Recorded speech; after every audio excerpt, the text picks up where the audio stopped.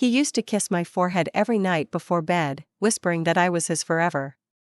I clung to those words like a lifeline, especially during the years when our daughter was young and the world outside our home seemed full of chaos. Daniel was my anchor, or so I thought. Until the day my sister Lena walked through our front door, carrying one suitcase, a crooked smile, and secrets I didn't see coming. I remember it too clearly. The rain had started just as I opened the door. Lena stood there shivering, mascara streaking down her face, saying, "He cheated on me, Claire." I had nowhere else to go. I let her in without hesitation. She was my younger sister. We hadn't been close in years, but blood is blood, right? Or so I believed. The first few weeks felt normal. She helped with the dishes, played with my teenage daughter Zoe, and even offered to cook sometimes, though I knew she couldn't fry an egg without burning it. But then there were things, little things, that began to unsettle me. I'd find Daniel laughing too easily at her jokes, his hand brushing her arm a moment too long. One night, I walked into the living room and saw her curled up in my robe on the couch beside him, drinking wine. She looked at me, startled, and said, "You don't mind, do you?" I got cold. I told myself it was nothing. I was being paranoid. Insecure. Old. But I wasn't old. I was 55. I had loved Daniel since we were kids. I gave him the best years of my life. And Lena? She'd always been a wanderer.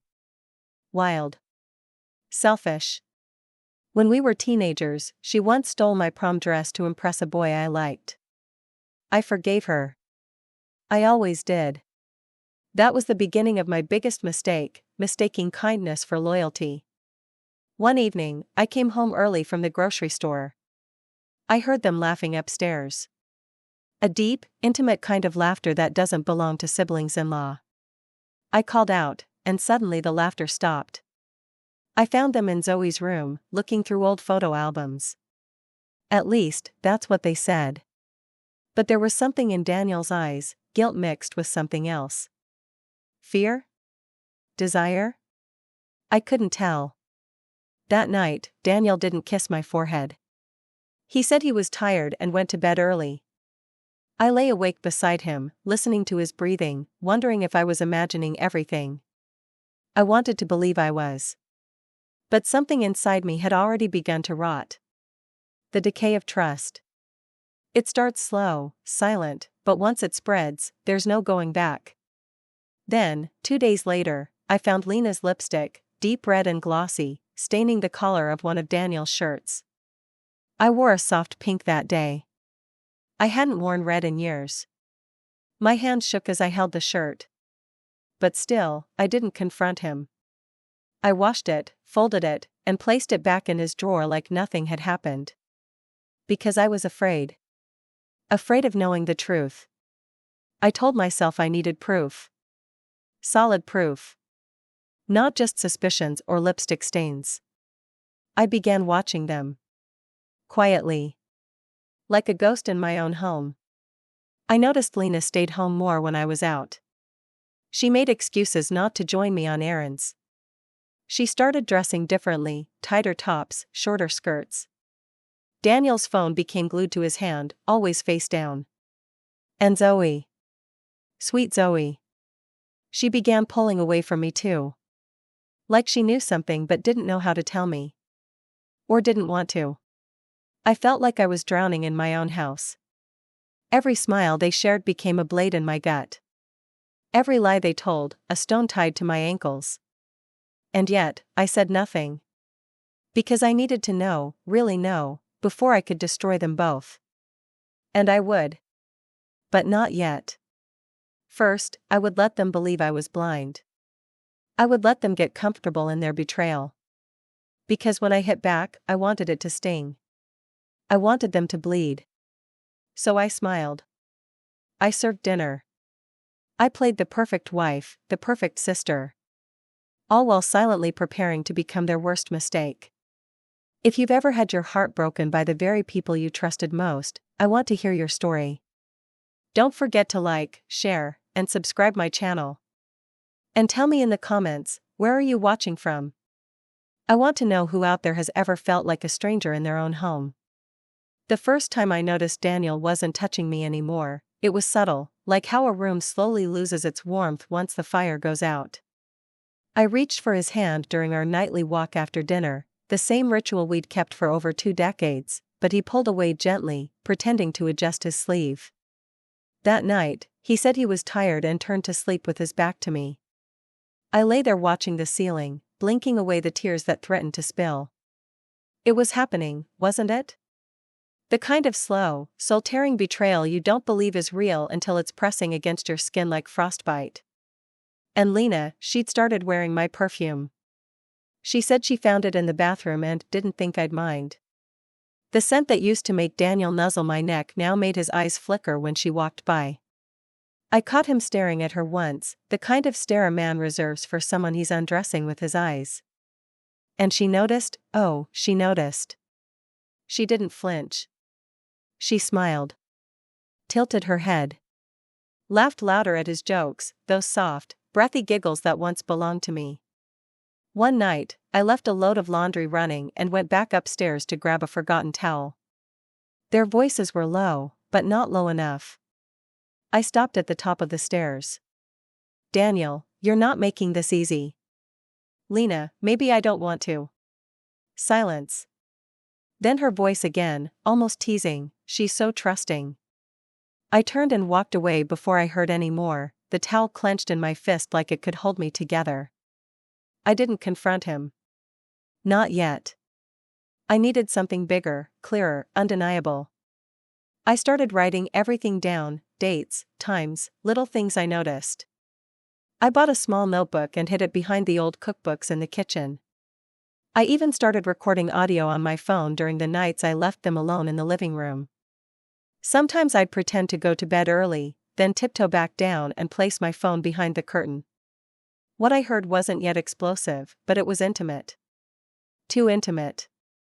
The way he called her Len instead of Lena. The way she asked him what cologne he wore and said it smelled like danger.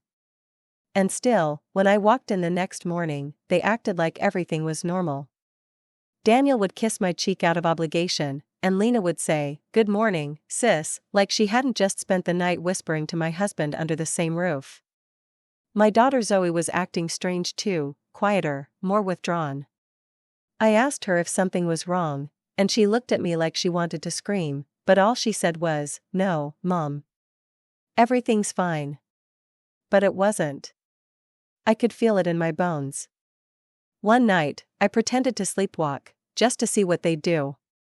I shuffled into the hallway, eyes half-lidded, and found them standing too close in the dark.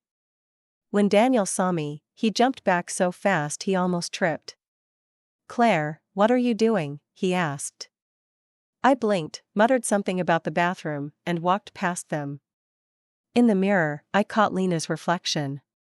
She was smirking. That's when I knew, she wanted me to know.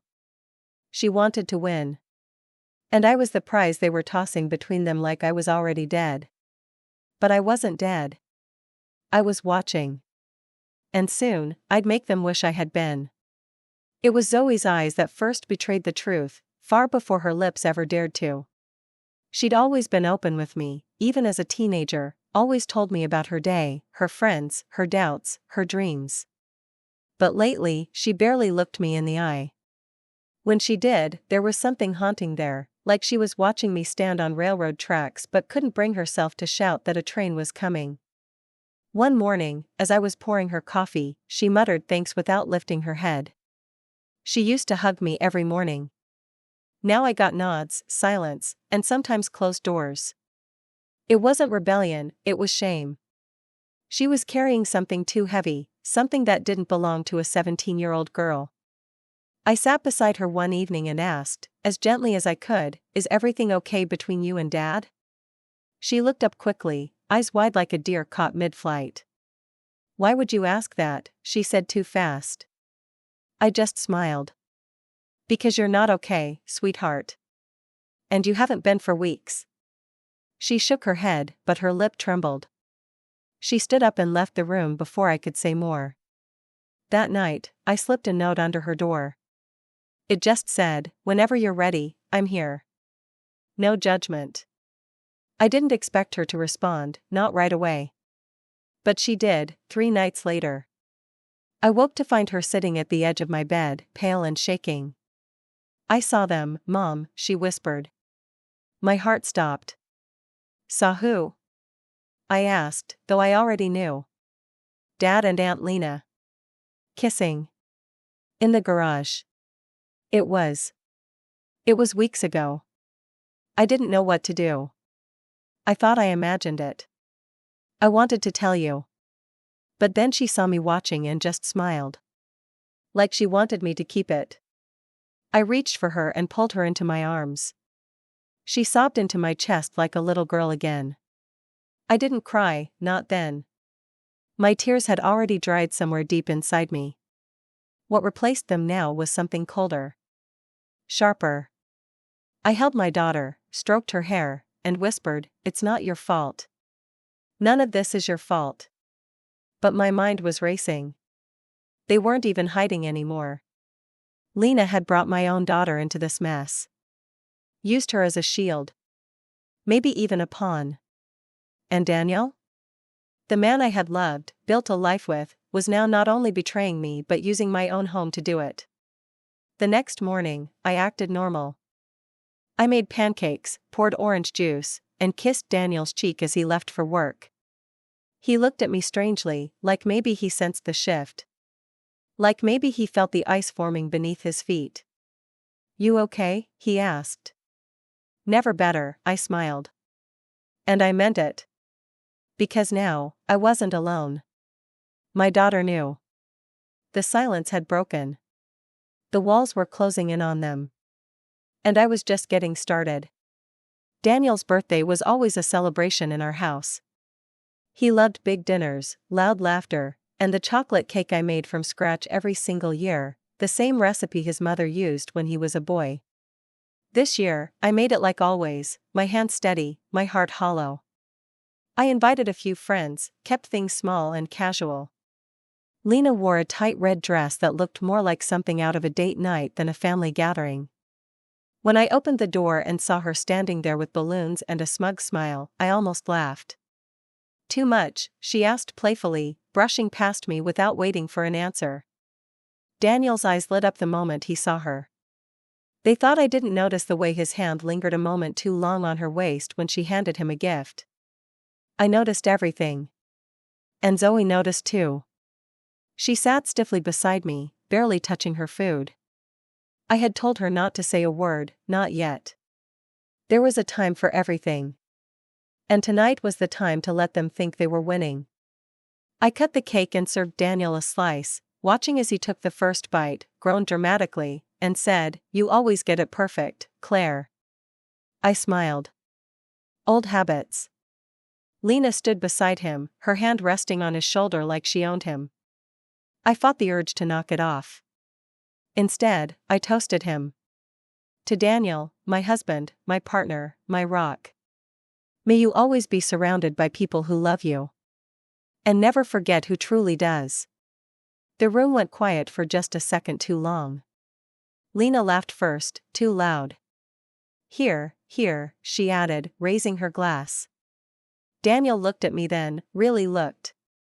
There was something in his eyes, some flicker of unease. Maybe he saw the cold beneath my smile. Maybe not. After the guests left, I found them in the kitchen together. Daniel was laughing at something Lena whispered. He didn't see me walk in. Lena did. Her smile froze. She stepped back quickly, pretending to reach for a dish towel. I just nodded and started cleaning up. "Big night," I said softly. "You must be exhausted." Daniel cleared his throat. "Yeah. Thanks for everything, babe. It was perfect." "Of course," I replied. "I always want your birthdays to be memorable." That night, I didn't sleep. I sat in the dark living room and listened to the silence of my house, remembering how safe it used to feel. Now it felt poisoned, every corner tainted by betrayal. But I wasn't just collecting evidence anymore. I was collecting moments. Little scenes they didn't know were being burned into my memory. Because soon, I'd replay them for everyone to see. The stolen touches, the glances, the late-night whispers. And when I finally spoke, I'd make sure it wasn't just a confrontation. It would be a performance. And it would be unforgettable. There's a particular kind of ache that comes from hearing your name spoken in whispers, especially when it's said with pity, mockery, or worse, indifference. It was a Tuesday afternoon. I had come home early from a dentist appointment, earlier than either of them expected. I walked in through the garage quietly, not wanting to disturb anyone, and as I passed the hallway toward the stairs, I heard my name. I froze. Daniel's voice, low, careful. She's not suspicious. She's just tired. She's not who she used to be. And Lena's, soft and sticky like syrup, I don't even think she notices how much you've changed. You're with her out of guilt, Daniel. Not love. You know it. I know it. Silence. My heart pounded so hard I could barely breathe. I pressed my back to the wall, hands shaking, teeth clenched. Then Daniel's voice again, it's just complicated. We built a life. And Zoe. Lena interrupted, playful and cruel, Zoe's not stupid. She's already seen the truth. Maybe she's waiting for her mother to catch up. They laughed. They laughed. That sound nearly broke me in two. I stood there, frozen, as the two people who should have protected my heart pulled it apart instead. I don't remember walking away. I don't remember climbing the stairs. But I remember locking myself in the bathroom and staring at my reflection like I didn't recognize the woman in the mirror. My lips were pale. My eyes hollow. My shoulders sagged under a weight I didn't know how to carry anymore. And then something shifted. Something sharp and dangerous bloomed in my chest. I didn't cry. I didn't scream. I reached under the sink and pulled out the small voice recorder I had bought the week before. That conversation had just confirmed what I feared most. They weren't afraid of getting caught. They were mocking me in my own house, tearing me apart while I made dinner for them, cleaned up after them, kept the facade of family alive. No more. I waited until late that night. Until they both were asleep.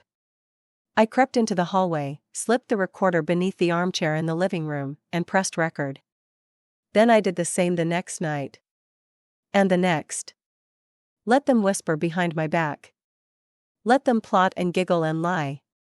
I would gather every word like daggers. And when I finally turned around to face them, I'd be armed with the truth. But more than that, I'd be armed with their own words. And nothing destroys a liar faster than hearing their own voice in a room full of people who once believed them. I found the dress folded neatly at the back of Lena's closet while searching for Zoe's missing sweater. It was navy blue, satin, with a low back and a slit up the side, exactly like the one Daniel had complimented in a boutique window a few months earlier, when we passed by on a quiet walk. I'd laughed then and said, "You want me to wear that?" and he'd replied, "If not you, then who?" I had taken it as a joke. But there it was, that very dress, not mine, but hers. I held it up and stared at it under the light. Expensive. New. And in her size. My size too, once. There was no price tag on it anymore, but the scent clinging to the fabric was unmistakable, Daniel's cologne. Not just the scent of his skin, but the faint traces of it, like his hands had been on it while it was still wrapped around her body. I dropped the dress on the bed and stood there frozen. I could hear her downstairs, laughing into her phone, probably talking to him. My stomach turned. And yet, even then, I didn't scream. I didn't confront her. I simply folded it again, exactly as I'd found it, and placed it back where it had been. That night at dinner, I looked at her. Really looked. She wore her hair up in a soft bun, exposing her neck, which held a faint line of bruising, just faint enough to miss unless she were looking. I was. New perfume? I asked casually. She smiled, the corners of her mouth curling with something wicked. Just a gift. From a friend. Daniel flinched ever so slightly, not enough for anyone but me to notice. I didn't blink. Smells familiar, I said, then sipped my wine. We ate in silence after that. Zoe kept glancing between the three of us like we were pieces of a puzzle she'd finally started assembling. And maybe we were. A woman who knew too much, a man who thought he was invincible, and a sister who wore betrayal like a perfume. That night, I couldn't sleep. I stood in front of my closet, stared at my reflection in the full-length mirror, and pulled out a dress I hadn't worn in years. It was black. Sleek. Modest but elegant. I slipped it on and let the fabric hug the parts of me that still remembered how to feel desirable.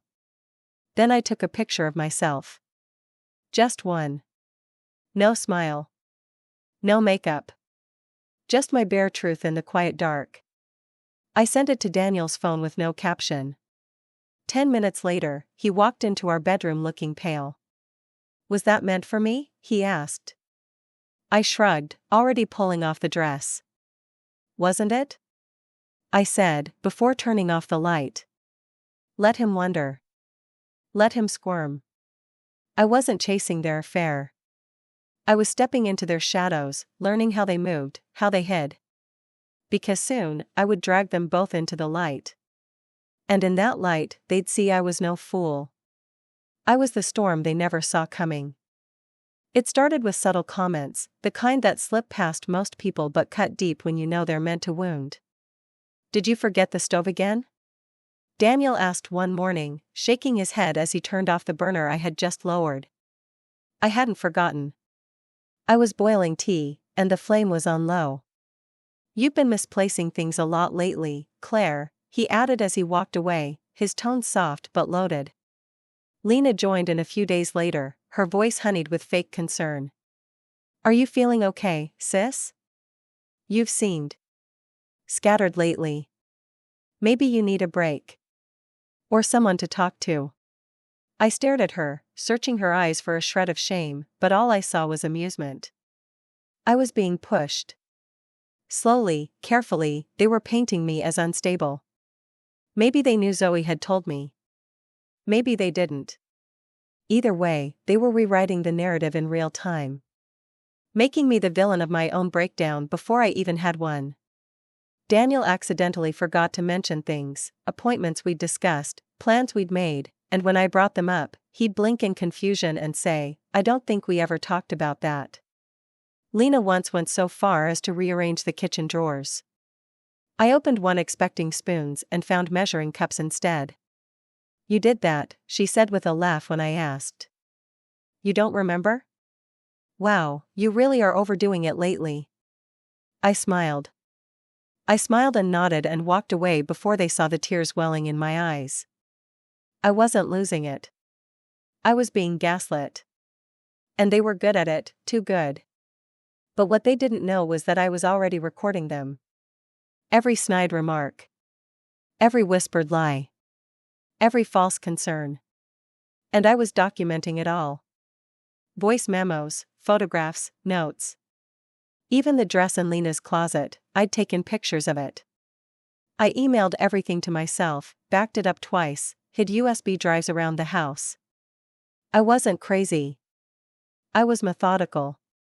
And they were underestimating me, mistaking my silence for surrender. One night, I left a journal open on the kitchen table, filled with fake entries. Scribbled thoughts about confusion, feeling overwhelmed, fearing I had early signs of memory loss. I wanted to see if they'd take the bait.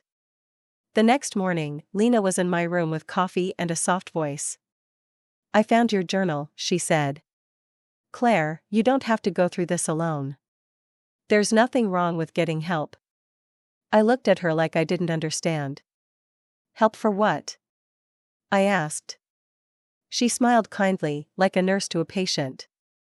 For whatever's going on with you. I took the coffee, thanked her, and waited until she left to pour it down the sink. Then I picked up my phone and pressed play. I had left it recording under my bed. I heard her footsteps retreating. Then her voice, low and gleeful, she's slipping. She's writing about forgetting things. You were right, Daniel. It won't be hard to make her look unfit. That was all I needed. The trap was working. They thought I was falling apart. But the truth was, I'd never been more clear. They weren't pushing me into madness. They were pushing themselves into a corner. And soon, there'd be no way out. If they wanted a broken woman, I would give them one. I began leaving more clues, subtle ones, just enough to feed their plan. I'd place my keys in the fridge, let water boil over on the stove, miss appointments on purpose. When Zoe asked if I was okay, I winked and whispered, "Play along, sweetheart. This is for us." She didn't ask questions. She just nodded. She was beginning to understand who I really was, not just her mother, but a woman pushed too far. Lena took the bait instantly. She hovered more than usual, offering to help with everything. I let her. I let her walk beside me like a caretaker guiding the elderly.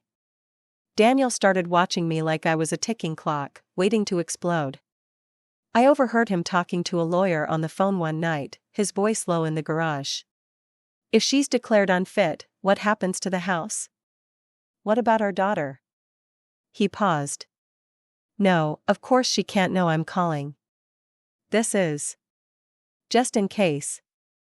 I sat in the dark by the window, holding the phone to my chest, recording every word. My hands didn't shake. My breath didn't stutter. They had mistaken my stillness for weakness. That was their mistake. I began planting memories in front of them. I would tell Daniel we had a dinner with friends that didn't exist. I would say Zoe had a dentist appointment when she didn't. They'd look at each other with smug little nods, as if cataloging my descent. I wrote grocery lists and then forgot them at home. I left the oven on just long enough to smell something burning, then gasped and apologized as Lena rushed in with her practiced panic. "You could have burned the house down," she said one day. "Maybe it's time to talk to someone, Claire. This isn't like you." I cried. I cried right there, sobbing into her shoulder like I was falling apart. She hugged me. And in her eyes, I saw triumph. She believed it. They both did. They were waiting for the perfect time to strike, probably a doctor's appointment, or maybe even a false mental health evaluation. But they had no idea the walls were wired, the rooms bugged, the documents copied. I even found Daniel's burner phone tucked in the back of the coat closet. The things he wrote to her. The promises. The insults about me. She's a ghost, Lena. I sleep beside a ghost. I saved everything. That week, I visited an old friend, Cynthia, a retired family lawyer who once helped me with estate planning years ago. I told her everything. Showed her everything. She stared at me in stunned silence. "Claire, this is a full case. You could ruin them." I smiled, calm as ever. "That's the idea." She leaned forward. "Do you want a divorce?" "No," I said. "I want a reckoning. Divorce is too gentle." And so we made plans. Real ones. Legal ones. The kind of plans that don't just destroy reputations, they bury them. I walked back into my house that night, let Lena spoon soup into my bowl like I was a child, let Daniel kiss my forehead with that same dry affection he'd stolen from me long ago. I pretended to be slipping. But underneath the mask of weakness, I was building an arsenal. And when I rose, they'd wish they'd never taught me how to fall. It happened on a Sunday afternoon. Daniel had just returned from a supposed hardware store run, though I knew from the GPS tracker I had installed on his car that he had driven nowhere near any store. I didn't confront him. I smiled, offered him iced tea, and watched him place his phone on the coffee table, unlocked, screen glowing, as he stepped out to take a call on the porch. He never left it unlocked. Never. My heart raced, but I didn't hesitate. I picked it up like it was second nature and scrolled quickly. Messages. Photos. Voicemails. My fingers moved with speed I didn't know I had. There it was, a thread with Lena. Filthy, foolish texts. I love how you taste. She doesn't touch me like you do. I want to wake up next to you, not her. Photos, too, selfies in our bedroom, Lena's bare shoulder beneath Daniel's shirt, the two of them grinning with wine glasses on the porch I had stained and sealed myself just last summer. And then I saw something darker. A message from Lena, we need to push her over the edge.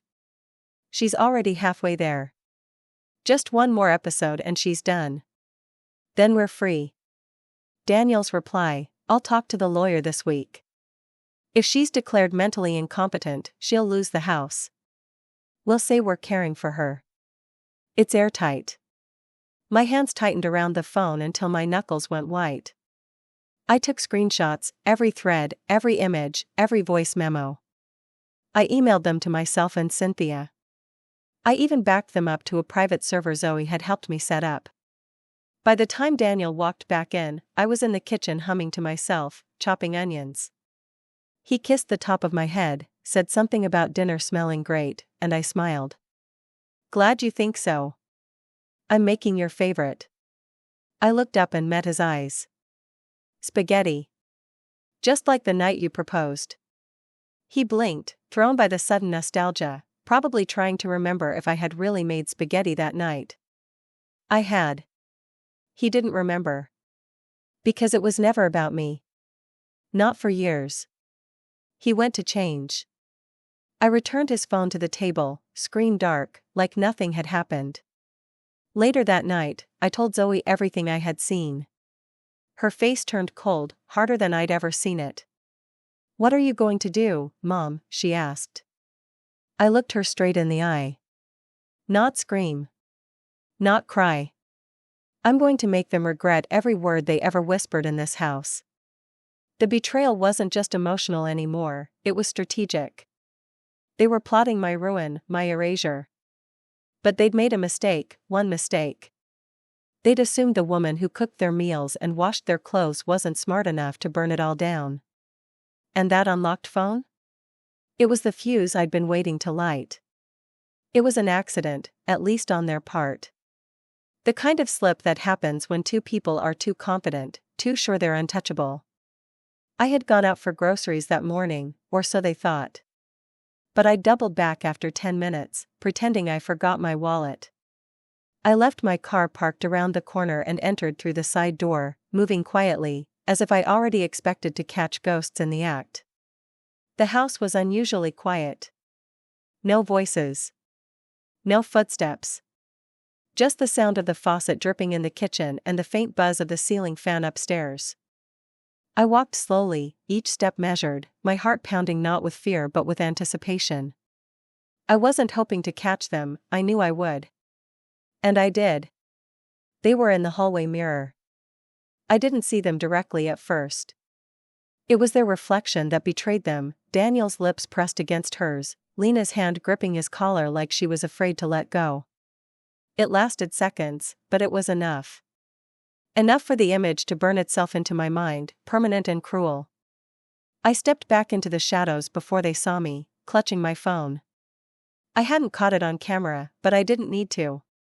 The kiss wasn't the evidence, it was the confirmation. Everything else I had collected now had a centerpiece. A moment that explained the rest. I waited until I heard them part, footsteps moving in opposite directions, and then I walked calmly to the kitchen and placed the grocery bags on the counter. When they came down, Daniel kissed my cheek. Lena asked if I needed help putting things away. I smiled and said, "No, I've got it. Why don't you two take a break? You've had a busy morning." Daniel blinked, but Lena's lips twitched ever so slightly, the faintest trace of discomfort passing through her expression. She always was the more observant one. That evening, I called Cynthia. "We're moving forward," I said. "I want to strike while they're still gloating." Cynthia agreed. She'd already drafted the papers, power of attorney updates, property protections, and a legal affidavit detailing everything I had compiled. It wasn't enough just to catch them. I wanted to control the fall. The kiss, that simple act of betrayal captured not on camera but in mirror glass, told me everything I needed to know. They didn't fear me. They didn't respect me. They were reckless now, hungry for each other, blind to the fact that I was no longer a background character in this story. They thought I was silent because I was weak. But I was silent because revenge, like good wine, needs time to breathe. And now? The air was full of it. It was a Tuesday night, over dinner, when Lena dropped the bomb with a smile that didn't reach her eyes. The candles flickered between us, casting shadows across the table, and I had just taken a sip of wine when she cleared her throat delicately and said, "I have some news." Daniel stiffened beside her, his fork halfway to his mouth. I knew then, whatever was coming, he hadn't approved it. But Lena didn't care. She wanted center stage. "I'm pregnant," she said softly, her eyes locked on me like it was a dare. The words floated in the air like a toxic perfume. My glass clinked as I set it down slowly, too slowly, as if reacting too fast might reveal the storm building behind my face. "Congratulations," I said with a nod, my voice perfectly calm. "Who's the father?" Zoe froze across the table. Daniel's fork dropped to his plate. Lena blinked, surprised for the first time. "Excuse me," she said, her voice faltering. I leaned forward just slightly, my smile unwavering. "I just didn't realize you were seeing anyone. Outside this house, I mean." The silence was unbearable. Daniel finally spoke. "Claire, that's enough." I turned to him. "No, I don't think it is." Then I stood up and began clearing the plates as if nothing had happened, my back to them, my hands steady. My heart was pounding, but not from pain, from control. I had won that moment. I had sliced through their little fantasy with one sentence. Later that night, I stood at the bathroom sink and stared at myself in the mirror, thinking about Lena's timing. It was desperate. Reckless. She thought a pregnancy would secure her position, either emotionally or legally. Maybe both. But it only made me more certain that I had to act fast. Cynthia and I reviewed everything again the next day. We added the pregnancy detail to the affidavit. "This could change everything," she said. "He's legally still married to you. If the child is his, and we can prove he was trying to claim your assets during this time, we can bury them both in court." I nodded, already miles ahead in my mind. "Let's not bury them," I said. "Let's burn them alive, in full view." I started organizing a family dinner. A reunion of sorts. Everyone, my cousins, old friends, Daniel's siblings. I told Zoe we were going to host it next week. She looked worried. "Are you sure, Mom?" I hugged her. "I'm not sure of anything except this: she's not going to raise a child in my home. And he's not going to build a future on the ashes of mine." This wasn't just about infidelity anymore. It wasn't even about betrayal. It was about lineage. About legacy. About what they were trying to steal, not just from me, but from Zoe, from the name I had built. If Lena thought that a baby would shield her, she was wrong. Because if life was about to begin again for her, then ruin would begin right alongside it. 2 days after the pregnancy bombshell, I found a manila envelope tucked inside the top drawer of Daniel's office desk. He never kept important papers there, only pens, sticky notes, and forgotten receipts. But something told me to look. And there they were, divorce papers. Dated 3 months ago. Signed by him. And, most shockingly, signed by me. My signature was perfectly forged. I sat down slowly, staring at the page, tracing the shape of my own name written by someone else's hand. So that was the plan. Declare me unstable. Forge my consent. Discard me silently while keeping the house, the assets, and Zoe's trust. A clean cut. A disappearing act. He never even planned to tell me. My hands trembled as I folded the papers back and placed them where I found them.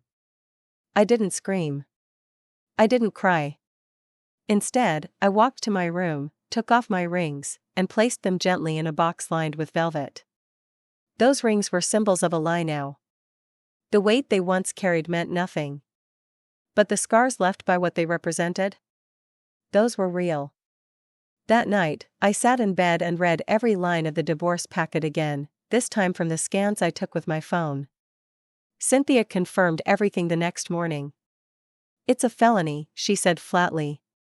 "If we submit this to the court with proof of the forgery, he could go to prison." I nodded, my throat dry. "And Lena? If she was part of it, which the messages suggest, she'll be charged too. Fraud, conspiracy, possibly more depending on how deep this goes."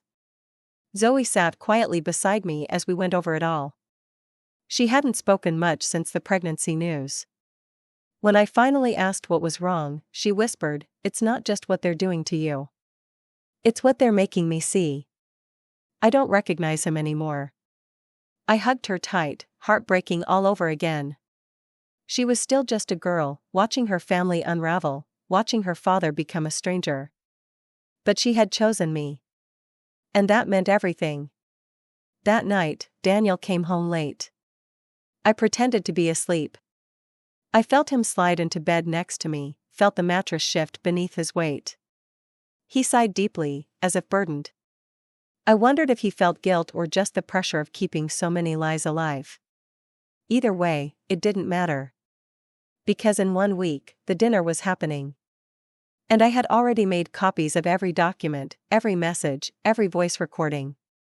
Each place card for the dinner table would come with a sealed envelope, one for every guest. Inside, the truth. I was done being the quiet wife. Done waiting for the wreckage to settle. I was going to light the match myself. And I was going to watch them squirm as their carefully built tower of lies collapsed in front of everyone they cared about. I had forgotten about the ring. Or maybe I had just stopped thinking about it. The antique gold band Daniel had given me the night he proposed, passed down from his grandmother, a symbol he once claimed represented forever. I hadn't worn it since the day I discovered the forged divorce papers. But when I walked into the kitchen that morning and saw Lena at the sink, humming, wearing a robe that wasn't hers, and stretching her fingers with the morning sun glinting off that familiar piece of jewelry, I stopped breathing. My wedding ring. On her hand.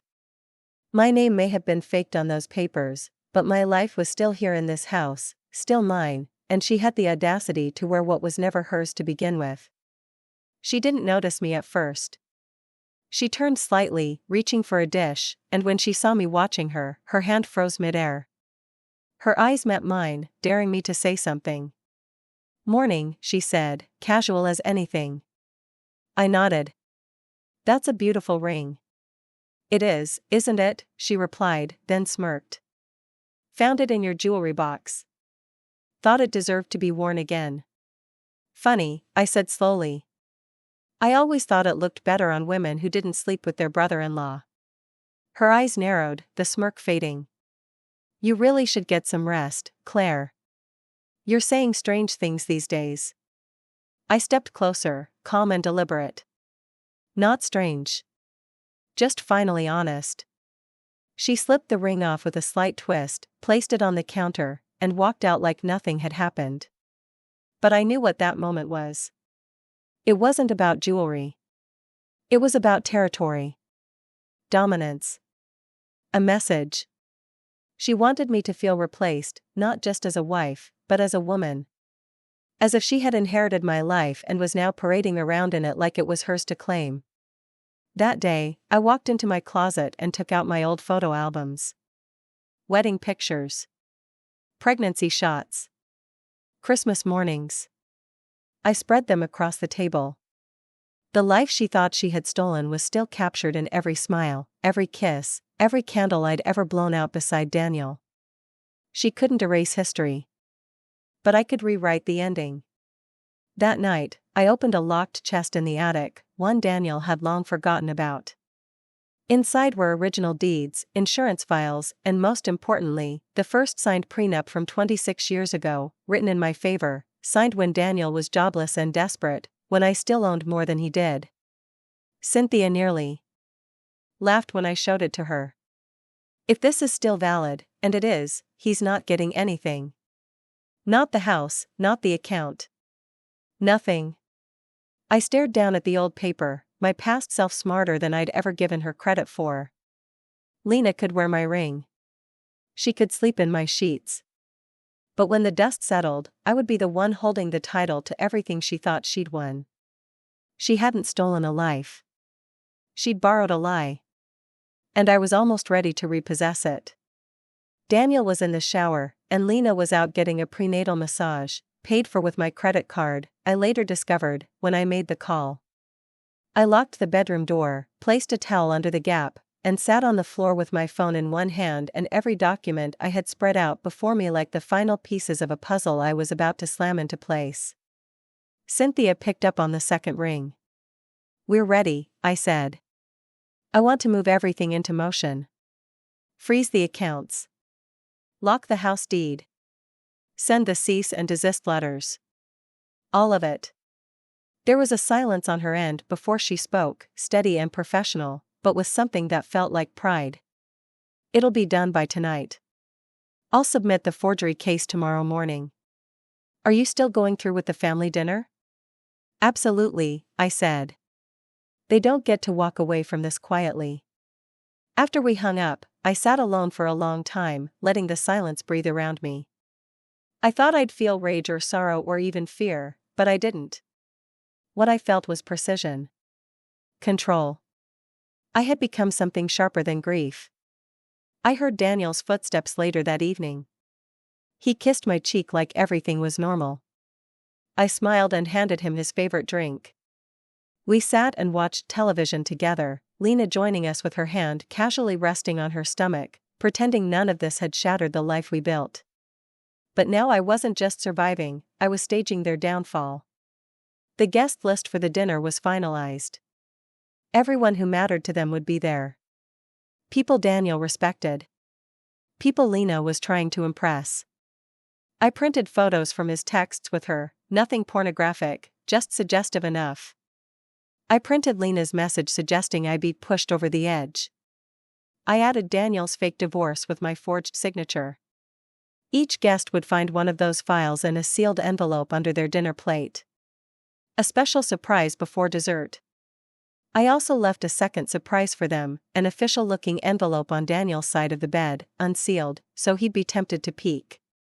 Inside, a fake letter from a psychiatrist saying I'd been evaluated and cleared of all cognitive issues. I watched his expression when he found it that night. Confused. Disturbed. He tucked it into his drawer like a secret he didn't want to face. He knew something was shifting. Knew the game was changing. But he didn't know how much. I went to bed with my back to him, smiling into the pillow. I had called the lawyer in silence, but the explosion that was coming wouldn't be quiet. It would be loud, precise, and unforgettable. Because people like Daniel and Lena don't fear punishment. They fear exposure. And I was about to turn on every light in the room. The dining room was glowing with soft candlelight, wine glasses glistening, linen napkins folded into swans, silverware placed with precision, everything elegant and perfect, just like Daniel liked it. Lena had dressed like she was walking a red carpet, not realizing she was walking into an ambush. I wore simple black, my hair swept up, pearls around my neck, the same ones Daniel once bought for our anniversary and later forgot he ever gave me. Every guest was seated by 7. My cousins. His 2 brothers. A couple from our old church group. Even Zoe invited her best friend, who'd grown up around us like a second daughter. Daniel stood at the head of the table, glass raised, beaming like a man who still believed he had everything. To family, he said, grinning. To growth, to change, and to new beginnings. Lena smiled beside him, her hand resting on her barely showing stomach, glowing with entitlement. I waited until the main course was served. Then I stood. Before dessert, I'd like everyone to open the envelopes under your plates. Just something I thought we should all read together. Confused murmurs. Rustling paper. The silence hit like a falling blade. Some read in horror. Others in disbelief. Gasps rose like waves, Pages of text messages between Daniel and Lena, the forged divorce papers, Lena's text calling me an aging ornament in a house she plans to remodel, Daniel's financial requests to quietly take over the deed. I watched their faces crumble. Watched Daniel pale. Lena's eyes darted toward the door, panic rising. "Claire," Daniel said quickly, almost choking. "We can talk about this privately." "Oh, we've been private for too long," I said coldly. "You made this public the day you slept with my sister in the same home we built. You tried to erase me quietly. So I thought I'd return the favor loudly." Lena stood up, face flushed. "She's lying. These are fake. You all know how unwell she's been." "Save it," I said, pulling the last envelope from the side table. "Here's a letter from a certified psychiatrist confirming I'm of completely sound mind. Unlike your plan to gaslight me into submission, I prefer legal clarity." I handed copies to the guests near me. "There's more," I continued. "This house? Still legally mine. The bank accounts? Frozen as of this morning. The trust fund Daniel thought he could access for child support, revoked. And the forged divorce papers? Already submitted for criminal review. Congratulations, Lena. You're not just carrying his child. You're carrying evidence of a conspiracy." The room exploded in whispers, some guests standing, some walking out. Daniel tried to speak, stammering, "We didn't mean for." "Don't bother," I said, voice sharp. "You meant every bit of it. You meant to erase me. But I took every lie you whispered and turned it into a weapon. This dinner?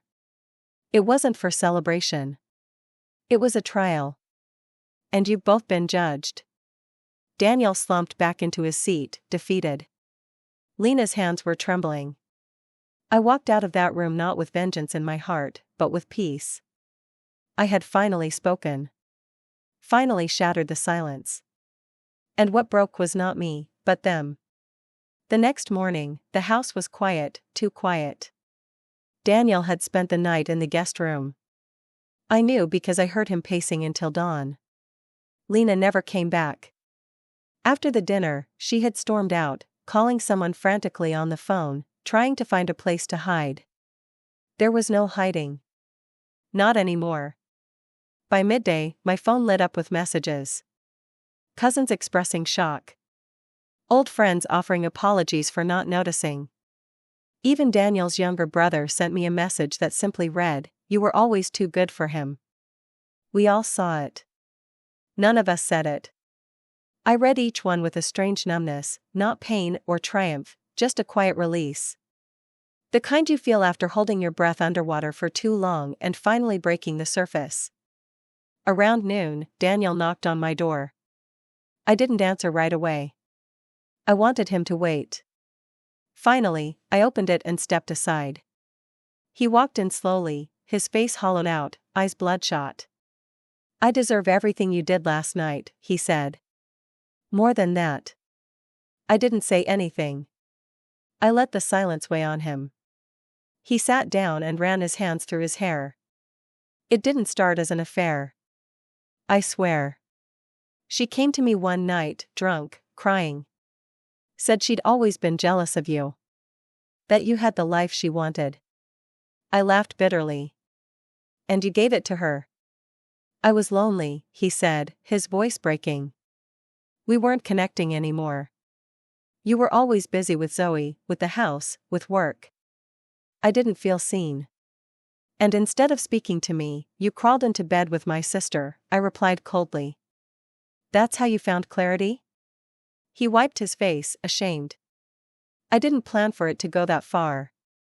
I thought I could end it. Then she said she might be pregnant, and everything spiraled." "She is pregnant," I said. "And your fake divorce won't protect either of you. The forgery alone could put you behind bars." He nodded slowly. "I know. I deserve that too." "No," I said. "You don't deserve punishment. You deserve insignificance. You deserve to be erased from the life you tried to steal." His face twisted. "I loved you once, Claire. Maybe I still do. You loved the way I kept your world together, I said. Not me.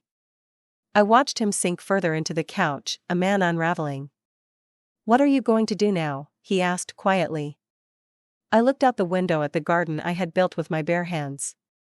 I'm going to live. Without whispers. Without betrayal. And without you. He stood up and walked to the door. Before he opened it, he turned back once more. I'm sorry. I said nothing. The silence was my answer. Let him carry it forever. I had been the forgotten wife, the one who cooked and cleaned and smiled through tears. But now, I was the one holding the truth. And with that truth, I was finally free. By the end of the week, Daniel and Lena were no longer living under my roof.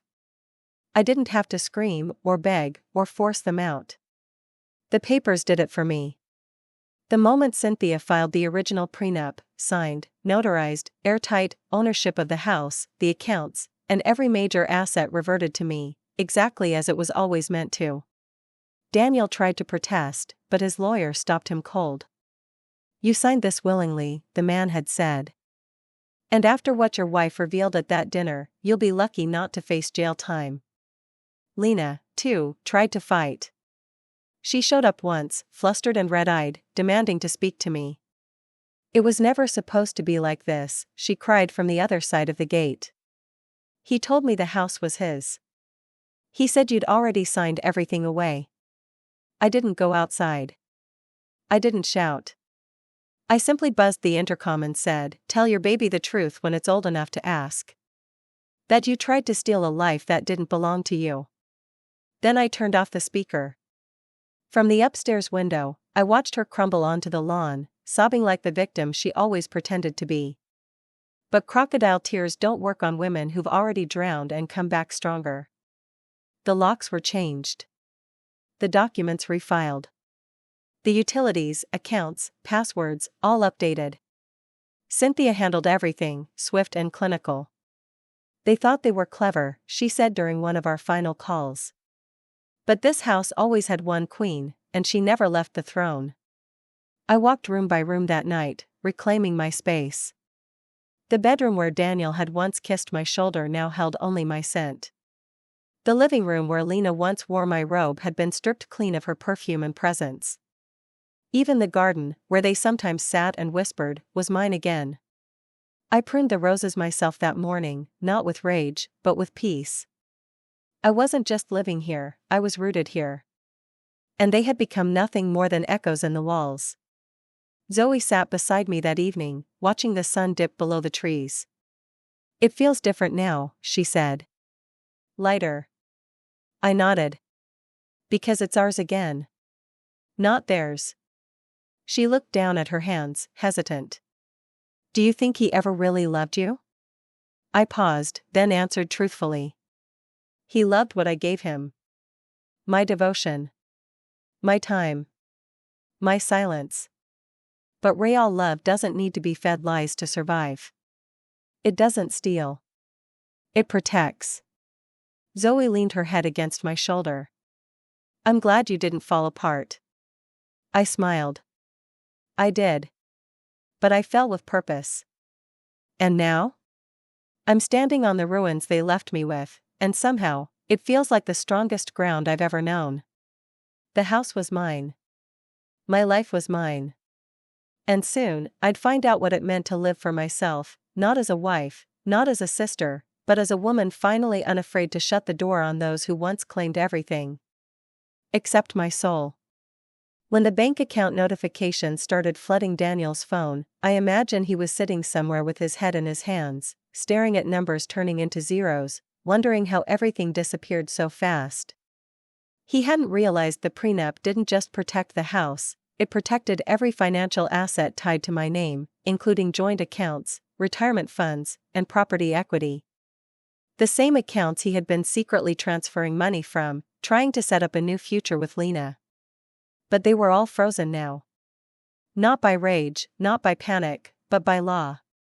I had pulled the lever on every piece of paper he had ignored for years, every quiet decision I'd made while he assumed I wasn't paying attention. Cynthia handled the filings like a surgeon, precise, efficient, bloodless. I sat with her one last time as we finalized the final blow, a fraud investigation connected to the forged divorce. "You'll likely never see him behind bars," she said. "But you'll see him behind bills." That was enough. Meanwhile, Lena was having her own unraveling. She had tried to leave the country, a last-minute ticket to a European destination she once called her dream escape. But there was one problem: the passport. The one she used to book the flight didn't match the identity used on the prenatal insurance, which Daniel had listed under my name to hide the affair. When she arrived at the airport, a hold was placed on her travel by authorities, not because I wanted revenge, but because I had reported the fraudulent insurance claims. She didn't go to jail, but she was detained, questioned, and flagged. By the time she got home, everything around her had begun to crumble. Her name had been dragged through whispers in every circle she once social climbed into. The baby she used to anchor her status now became her weight. I didn't say a word to her. I didn't need to. Power doesn't always shout, it moves in silence. And when it lands, it doesn't ask for applause. It just shifts the ground. Zoe, watching it all unfold, said to me one afternoon, "You didn't scream. You just pressed buttons." I smiled, brushing her hair behind her ear. Because I'd spent too many years screaming inside while smiling on the outside. Now I don't speak unless I choose to. "Will you ever forgive them?" she asked. "Forgiveness isn't a gift I owe," I said. "It's a freedom I choose. And maybe I'll choose it. One day. But not for them, for me." I spent the rest of the evening clearing the old safe, removing the files Daniel once kept hidden from me. I found more than I expected, documents tied to accounts I hadn't even known existed. Each discovery a reminder of how much he thought I wouldn't notice. But I did. And every oversight he made became another thread I pulled until the whole tapestry of lies unraveled. His accounts. Her escape. My power. They thought they were building a life without me. All they built was their own undoing. And I didn't even have to lift a hand, I only had to stop giving them my silence. The court hearing was short. Surprisingly short. Cynthia had filed everything in such airtight order: photos, messages, the forged divorce papers, Lena's fake insurance documents, that the judge barely needed to hear oral arguments. Daniel sat at the defendant's table, pale and defeated, his once perfectly combed hair now peppered with stress. Lena, visibly pregnant now, sat behind him, face blotchy with makeup she no longer cared to fix. They didn't hold hands. They didn't look at each other. Whatever fantasy they had created had collapsed the moment truth entered the room. I wore a dark navy dress, elegant, simple, powerful. I sat with my head high, Zoe beside me like a quiet sentinel. She never looked at her father. Not once. The judge called the case, read the charges, and listened to Cynthia as she spoke clearly, confidently. Fraud. Forgery. Identity theft. Coercion. And worst of all, using a forged document to attempt the seizure of marital assets. This wasn't a marriage falling apart, Cynthia told the judge. This was a coordinated erasure. A woman being replaced in her own life, while those closest to her plotted behind her back. But my client didn't fall apart. She documented everything. And now, she's not asking for pity, she's asking for justice. When Daniel finally stood to speak, his voice cracked. I made mistakes," he said. "But I never wanted to hurt anyone." The judge stared at him without blinking. "You forged a legal document to remove your wife from her own marriage. That is not a mistake. That is a calculated crime." Lena didn't speak. She kept her head down the entire time, her swollen belly rising and falling with every shaky breath. The verdict was swift. Daniel was ordered to pay restitution and lost all legal claims to the house, accounts, and trust fund. The court granted me full ownership. Lena's name was blacklisted from several registries due to the insurance fraud, and a civil suit would follow. But the most satisfying part came after the ruling, when the judge looked directly at me and said, "Mrs. Bennett, I hope you know you've set a precedent today, not just legally, but personally. You refused to disappear." I nodded once. That was all I needed. Outside the courthouse, Daniel tried to approach Zoe. "Please. Can I talk to you?" She looked at him for the first time in weeks. Her voice was steady, cold. "You already said everything when you chose her." Then she turned away.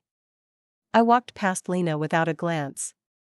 Her eyes begged for recognition, for mercy, for something. I gave her nothing.